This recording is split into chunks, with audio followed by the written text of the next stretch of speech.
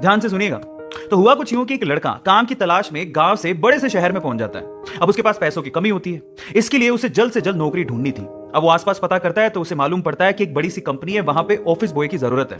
अब जैसे ही वो वहां पर पहुंचता है, वहां का एचआर उसका टेस्ट लेने के लिए थोड़ी बहुत ऑफिस की क्लीनिंग करवा के देखता है। अब उसमें वो परफेक्ट होता है, तो वो एचआर उसे कहता है कि नौकरी तो तुम्हें मिल जाएगी, तुम एक काम करो, तुम अपना मेल आईडी दो, मैं तुम्हें जॉब लेटर भेजता हूं मेल पे। तो वो लड़का प्यार से बोलता है कि सर मेरे पास मेल आईडी नहीं है। तो वो एचआर क्या कहता है पता है?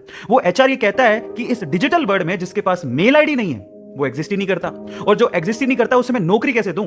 तुम यहां से जा सकते हो, मैं तुम्हें नौकरी नहीं दे सकता। वो लड़का निराश हो जाता है, लेकिन सर्वाइव तो करना था।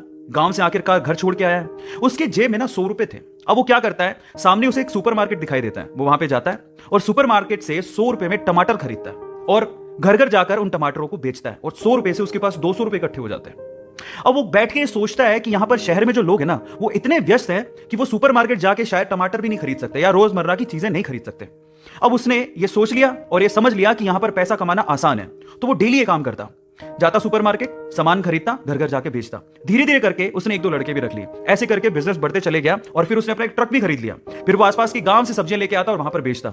ऐसे करके वो बंदा 1-2 साल के अंदर ही मिलियनर बन गया।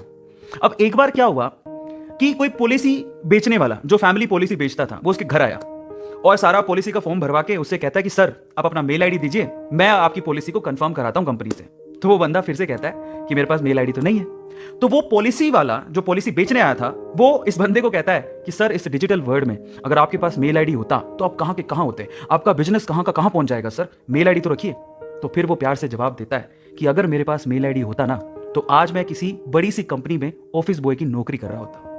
इसलिए आपके पास अगर रिसोर्सेज नहीं है तो उसका रोना बंद करिए और आपके पास जो है उसकी कीमत को समझिए और वहीं से ही पैसे कमाने की और आगे बढ़ने की कोशिश करिए। रास्ता अपने आप मिलेगा।